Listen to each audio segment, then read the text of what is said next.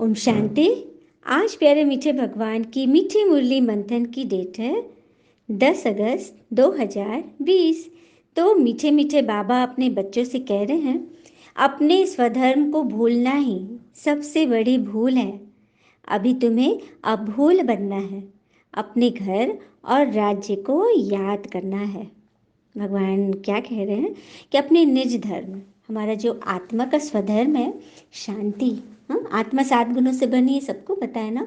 शांति, सुख, आनंद, शक्ति, ज्ञान, पवित्रता। तो इन 7 गुणों को जब हम भूल जाएंगे ना, हाँ, रावण की प्रॉपर्टी पे चलेंगे, तो फिर रावण तो वो वसूलेगा ही हमसे। किसी से तुम उधारी लोगे और उसको नहीं चुकाओगे तो वो तुम्हारे साथ कैसा करेगा? केस करेगा, लड़ाई चलेगी, हाँ, कितनी सजाएं मिलेगी, होगा ना। तो वही हो रहा है, हम आत्माएं अपने स्वधर्म को भूल गए, मतलब अपने कैश से नहीं चल रहे, रावण से उधारी लेकर चल रहे हैं, माने उसकी कमजोरियों से चल रहे हैं। तो बस हमें एक ही फिक्र में रहना है कि अपने को राज तिलक देना है। फिक्र बस यही होना चाहिए कि हम कैसे राज तिलक के लायक बनेंगे। अपने स्वधर्म को भूलना नहीं है। हाँ, जितना भूलेंगे उतना हम दैवी गुणों से विमुख होते जाएंगे। तो बाबा कह रहे हैं ना कि हमें अभूल बनना है, जितना भी भूल चूक किए अब उसमें सुधार करनी है। हाँ, प्रश्न है, पिता कौन सी पिता बच्चों की कौन सी ऐसी अवस्था है जो समय की समीपता की निशानी है? बाबा कह रहे हैं, उत्तर, आप बच्चे जब याद की यात्रा में सदा मस्त रहेंगे, बुद्धि का भटकना बंद हो जाएगा, वाणी में याद का जौहर आ जाएगा, अपार खुशी में रहेंगे, घड़ी घड़ी अपनी सत्युगी दुनिया के नज़ारे सामने आते रहेंगे, तब समझो समय समीप है। बहुत सुंदर। बाबा कह रहे हैं कि आप बच्चों की वो अवस्था तब आएगी जब लगेगा कि समय समीप आ गया। तो कब होगा? जब आप याद की यात्रा में मगन रहोगे। और याद की यात्रा किस तरह से करना, जैसे हम कितना समय भगवान को याद करते हैं, कैसे बैठते हैं, कब बैठते हैं, जब पता चलेगा, तब तो पता चलेगा ना कि हमें कितना प्यार है। दुनिया में भी हम कहते हैं ना, दुनिया में भी लोग कहते हैं कि हम गीता को मानते हैं, बहुत पढ़ते हैं, लेकिन गीता की नहीं मानते। बस यहाँ भी वही है, हम बाबा को तो मानते हैं लेकिन बाबा की कितना मानते हैं, इस पर सारा मदार है ना। और याद की यात्रा पक्की हो तो मनोबल बढ़ता है, वह जीवन के सब प्रॉब्लम्स खत्म हो जाते हैं और प्रभु के मिलने का सच्चा सच्चा अनुभव भी होता है, जिससे ही आत्मा की बैटरी चार्ज होती है और उसे अतीन्द्रिय सुख की अनुभूति होती है। जब अतीन्द्रिय सुख अनुभव होने लगेगा ना, तो विकारों से वैराग्य होने लगेगा।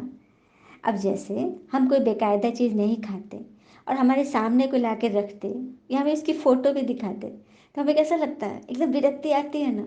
तो बस वही बात है, जैसे जैसे हम अपनी कमी कमज़ोरियों से ऊपर उठते जाएंगे ना, हमें उन चीज़ों से विकार मैंने एकदम वैराग्य आने लगेगा, मतलब हमें पसंद नहीं आएगा, हम दोबारा उस काम को नहीं करेंगे। जैसे क्रोध, क्रोध किसी को भी पसंद नहीं है, क्योंकि क्रोध करने के बाद कितना दिल जलता है, हाँ, कितनी तबीयत खराब, कितने सेल टूटते हैं। तो पसंद किसी को नहीं है, तो उससे वैराग्य आना चाहिए ना।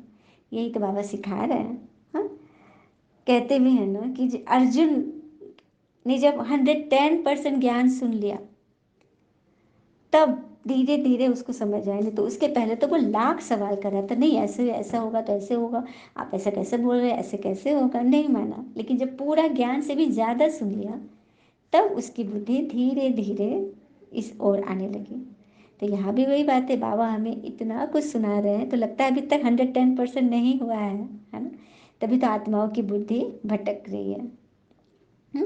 अब बुद्धि इधर उधर भटकना माना फुल नॉलेजफुल नहीं है। दिल में बाबा को बिठाया मगर फिर भी प्रॉब्लम्स है, माना ज्ञान को सिर्फ सूचना के आधार पर धारण किए हो, सिर्फ एक सूचना समझकर, मतलब बाबा को जाने मगर माने नहीं। मानेंगे तब जब अनुभव के आधार पर उनको जानेंगे, मतलब ज्ञान जो सुने उसको धारण किया, उसका अनुभव किया, यह है बाबा से सच्चा सच्चा प्यार। और योग की कमी से, योग की कमी से हमारे अंदर की सहनशीलता खत्म हो जाती है, नम्रता खत्म हो जाती है, और जैसे जैसे योग योग में हम लीन होने लगेंगे तो ये सब गुण दैवी गुण आने लगेंगे। और अगर दिल में बाबा को बैठाए हो, जिसके दिल में बाबा बैठा है, तो उनके अंदर से पवित्रता की ऐसी रेडिएशन निकलेगी, जो ऑरा निकलेगा ना, उससे भी सेवा हो जाएगी।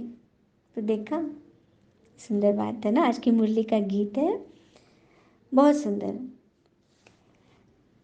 तुम्हें पाके हमने जहाँ पा लिया है, तुम्हें पाके हमने जहाँ पा लिया है, जमी तो जमी आसमां पा लिया है, तुम्हें पाके हमने जहाँ पा लिया है, तुम्हें पाके हमने।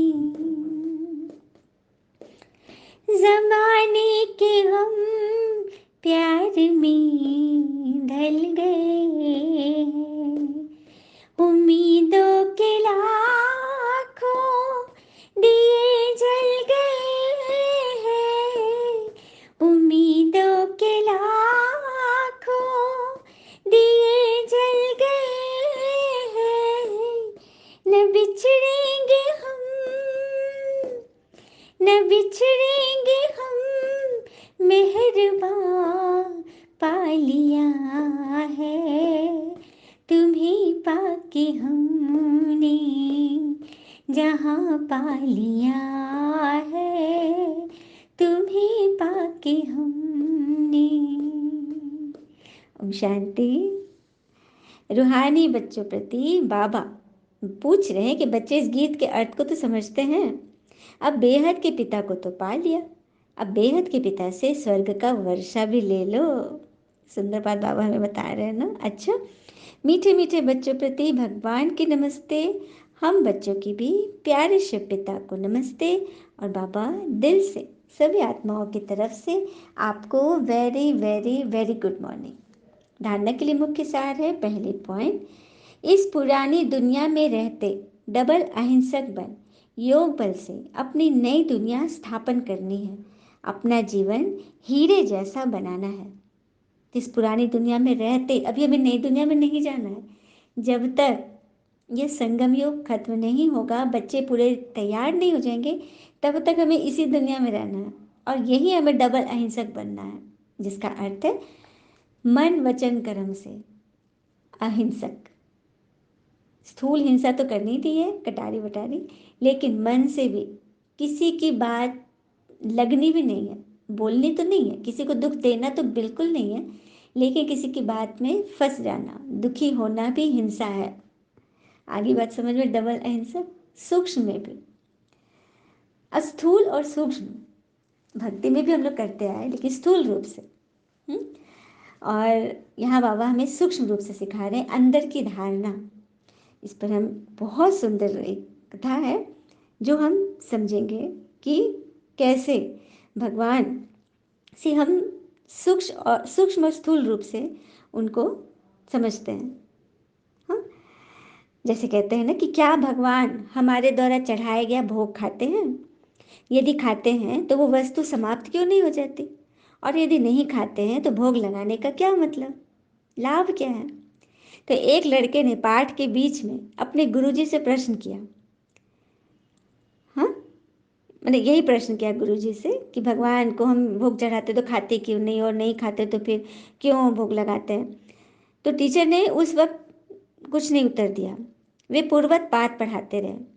उस दिन उन्होंने पाठ के अंत में एक श्लोक पढ़ाया, पूर्णमदः पूर्णमिदं पूर्णत पूर्णमुदच्यते पूर्णस्य पूर्णमादाय पूर्णमेवावशिष्यते।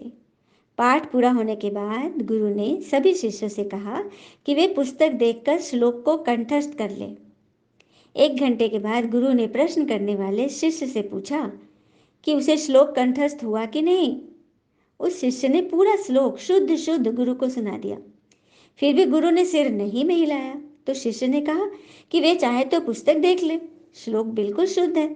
गुरु ने पुस्तक दिखाते हुए कहा, श्लोक तो पुस्तक में है ही, तो तुम्हें कैसे याद हो गया? शिष्य कुछ नहीं कर पाया, उसे समझ में नहीं, गुरुजी क्या कह रहे हैं।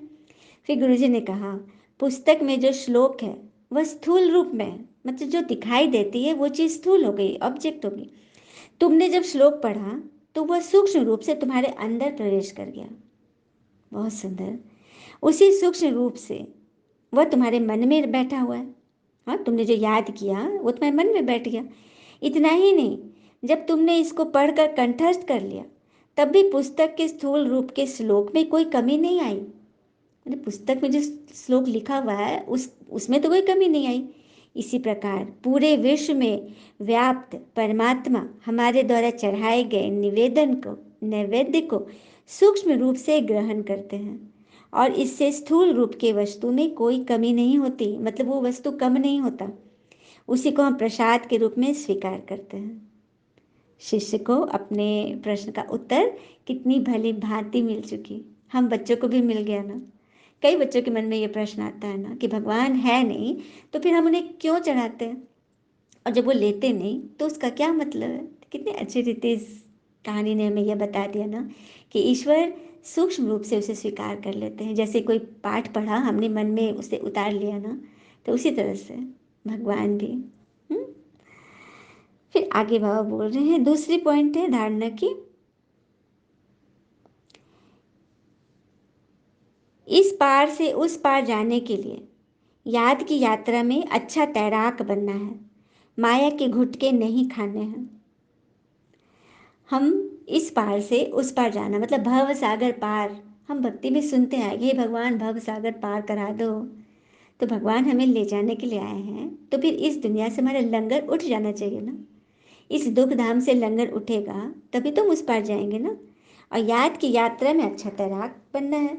अब हमें नदी पार करनी है और हमें तैरना ही नहीं आता, अब वहाँ कोई नाव वाव नहीं है तो हम कैसे पार करेंगे। तो जब नाव पार नदी पार करनी है तो तैराक बनना पड़ेगा ना। उसी तरह से इस याद की यात्रा किस सागर को पार करना है तो कितना परफेक्ट तैराक बनना होगा, मतलब याद को ज्ञान को इतनी अच्छी रीति अपने अंदर उड़ेलना होगा। हम्म। और ये तो पढ़ाई है, तो पढ़ाई की फिक्र जरूर जो पढ़ते हैं उसे धारणा कितनी करते, मतलब पढ़ाई तो पढ़ रहे हैं लेकिन धारणा कितनी हो रही है, जो सुनते हैं उसे अप्लाई कितना करते। और पढ़ाई अगर जीवन में नहीं है तो वो पढ़ाई की क्या वैल्यू। हम्म? वैसे तो भक्ति में कई लोग कहते हैं कि हमने कितने शास्त्र आदि पढ़े जप तप किए पर और ही गिरते चले आए। क्यों? क्योंकि जो पढ़ा उसे धारण नहीं किया, तभी तो भूले होते गई ना।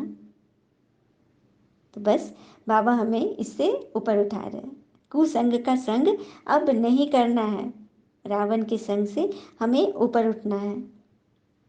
नहीं तो क्या होगा, सबसे पहले हम अपनी नज़र से गिरेंगे, फिर परिवार और फिर समाज। इसीलिए हमें याद की यात्रा में बहुत अच्छे तैराक बनना है, माया के घुटके नहीं खाने हैं, अपनी जांच करनी है, याद के चार्ट को यथार्थ समझकर लिखना है। हम्म? मतलब जो भी हम याद कर रहे हैं उसे यथार्थ समझकर सही रीति जानकर हर कर्म करने हैं। वरदान दिया बाबा ने, श्रेष्ठ बेला के आधार पर सर्व प्राप्तियों के अधिकार का अनुभव करने वाले पद्मा पदम भाग्यशाली भव। बहुत सुंदर वरदान बाबा का। श्रेष्ठ वेला के आधार पर सर्व प्राप्तियों के अधिकार का अनुभव करने वाले पद्मा पदम भाग्यशाली भव। अब हम अपने आप को, बाबा ने तो कह दिया कि हम पद्मा पदम भाग्यशाली हैं, लेकिन कैसे, कैसे बनेंगे ये भी तो हमें सोचना है ना। जब भगवान हमें मिल गए, ये श्रेष्ठ वेला, ये संगम, ये महासंगम जहाँ परमात्मा और आत्मा का मिलन हो रहा है, इस वेला के आधार पर सर्व प्राप्तियों के अधिकारी तो हमें बनना है, क्योंकि भगवान जब स्वयं बांटने के लिए आ गए हैं, हाँ, सर्व प्राप्तियों से भरपूर हमें करने आए हैं, तो हमें कितना भरना है। तो अपने आप को एकदम शांत कर लें, जो भी संकल्प विकल्प चल रहा है चलने दें। जब हम शांति में बैठते हैं ना, तो ये सब बातें जो सारा दिन के हमारे व्यवहार में आते हैं, वो सब एक बैग से आने लगते हैं। आने दो, वो आ रहे हैं जाने के लिए। धीरे धीरे वो एकदम हमारे मन मस्तिष्क के पर्दे से हटने लगेंगे, छटने लगेंगे। उसके बाद हम अपनी आत्मा को विजुलाइज करें। दोनों भावों के बीच मेरी आत्मा विराजमान, परमपिता परमात्मा की संतान, इस श्रेष्ठ बेला के अनुपम समय का भरपूर आनंद लेने के लिए मेरी आत्मा परमात्मा को सुनना चाहती है, उन्हें विजुलाइज करती है, उनसे भरपूर होती है। अभी था ना, आत्मा जब परमात्मा से जुड़ेगी तभी उसकी बैटरी चार्ज होगी, जो कि 2500 वर्ष से धीरे धीरे धीरे और डिप्लीटेड होती आई। तो अभी तो वह श्रेष्ठ बेला आई है जब हम सर्व प्राप्तियों से भरपूर होकर पद्मा पदम भाग्यशाली बनेंगे। जो श्रेष्ठ वेला में जन्म लेने वाले भाग्यशाली बच्चे हैं, वह कल्प पहले की टचिंग के आधार पर जन्मते ही अपनेपन का अनुभव करते हैं। दुनिया में भी जो श्रेष्ठ वेला में जो मुहूर्त अच्छा होता है, उस समय जो बच्चे जन्मते हैं, तो उनके बारे में लोग कहते हैं ना कि अरे इसके तो हाथ में राजयोग है ना। तो यहाँ कौन सी जन्म हमारी हो रही है?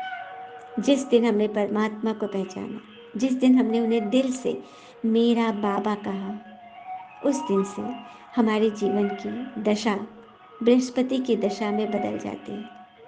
और यदि जीवन में कोई प्रॉब्लम आ रहे हैं, तो इसका अर्थ है कि मन बुद्धि अभी तक पूरी तरह से क्लीन नहीं है, इधर उधर भटक रही है। नॉलेज है तो बस वो सूचना के जैसे है, अंदर कुछ नहीं जा रहा है।